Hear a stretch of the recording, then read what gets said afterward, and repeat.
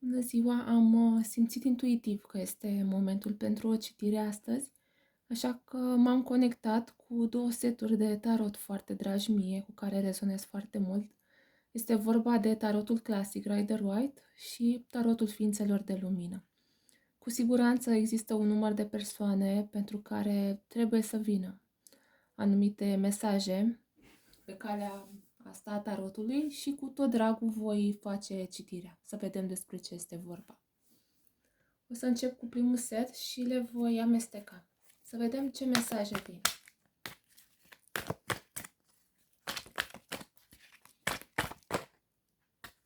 Nu, n-a căzut. Le iau de obicei în considerare atunci când cad și în cazuri foarte speciale, când nu vor să intre în pachet, când se încăpățânează.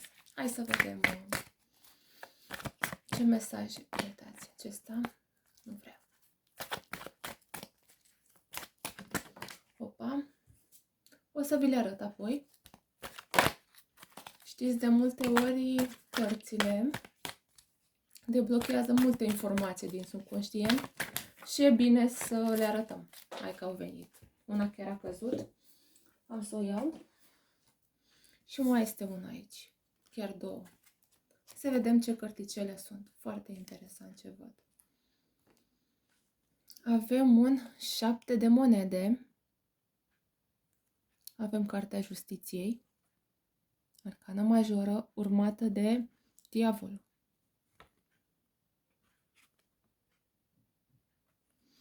Ok. Pe rândul de jos avem 6 de monede. Avem judecata și faetonul. Deci sunt 4 arcane majore. Este incredibil cum au venit așa din start, din prima citire. Și simt să mai iau și din acest set două mesaje. Simt că trebuie să vină două mesaje, două cărți. Hai să vedem care vor fi acestea, ca să avem așa, uitați. Ok. De multe ori răspunsul vine foarte repede, nu trebuie făcut mare lucru, pentru că trebuie lăsat întotdeauna la liber. Energia atunci e cel mai transparentă, când nu intervenim cu nimic și o lăsăm în felul în care vrea să se așeze. Ok, ce avem aici? Avem o carte a temperanței și o carte a cavalerului de monede. Foarte frumos, foarte fain. Ok, să vedem.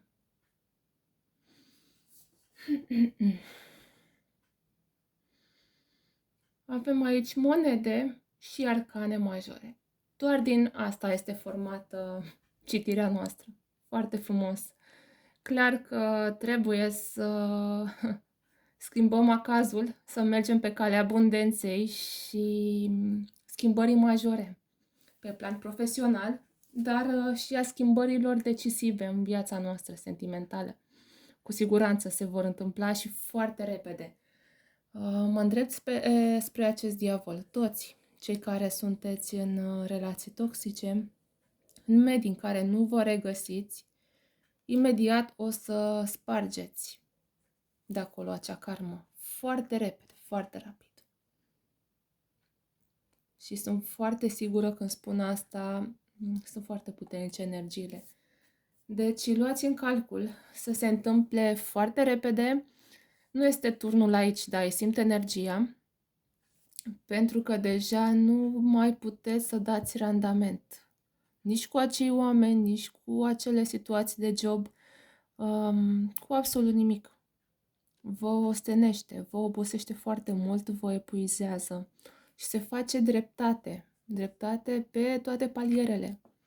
Luna aprilie este despre dreptate, ce a mai rămas din luna aprilie, despre lumină, despre curajul de a-ți recunoaște adevărata strălucire, adevărul sinelui tău și de a merge pe calea dreaptă pentru tine. Deci, singura șansă de a dobândi asta este de a avea curaj și de a pune piciorul în prag. Să știți că nu mai e timpul de amânare și cu siguranță 80% dintre voi o vor și face. Sunt foarte hotărâte cărțile, foarte puternice energiile. Deja le simt vibrația și am intrat în această vibrație. Și uitați câte daruri veți primi din partea Universului. Universul este de fapt un aspect al nostru, pentru că noi suntem ființe multidimensionale și cuprindem absolut tot în noi.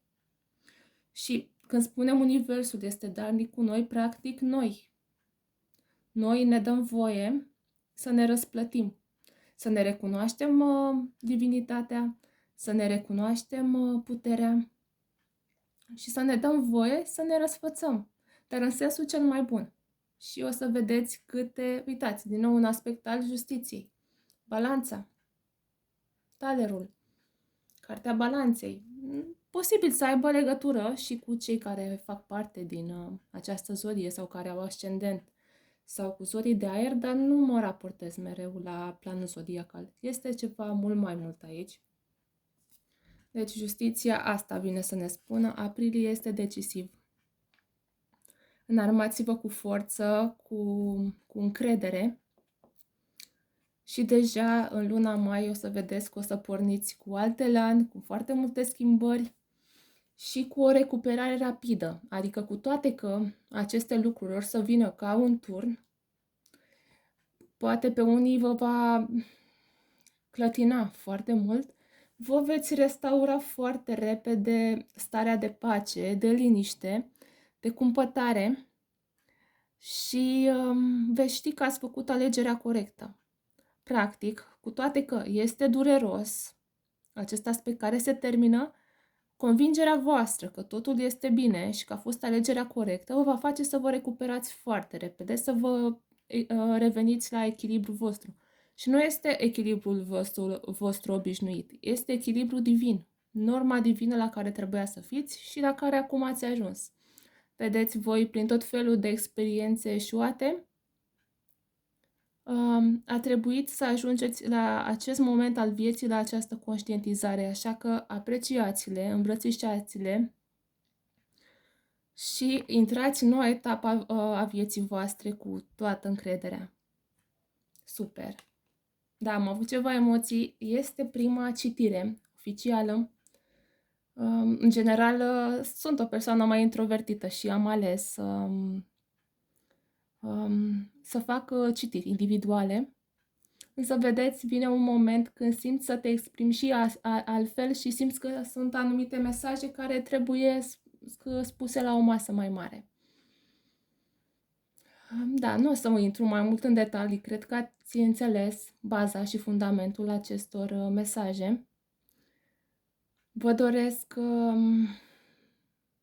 să vă recâștigați strălucirea, să vă recâștigați încrederea în voi și adevărata voastră culoare. Pentru că meritați să duceți o viață în acord deplin cu ceea ce sunteți. Și nu uitați să fiți voi. Indiferent de situație, nu uitați să faceți schimbarea, să prindeți mereu oportunitatea. Și nu uitați că doar văzându-vă, iubindu-vă cu adevărat, puteți dărui mai departe. Doar așa aveți prea plinul de resurse pentru a îi putea iubi și pe ceilalți. Deci nu e egoism, este adevărata revelație. Să vă îmbrățișați aspectul divin, frumusețea interioară și doar să fiți voi. Deci noua realitate vă așteaptă, realitatea adevărată a sufletului vostru. Bucurați-vă și cu tot dragul ne vom întâlni la următoarea citire. Nu știu când o să fie. Posibil tot la fel într-o zi când o să simt impulsul, așa cum a fost astăzi. Vă pup și vă iubesc pe toți!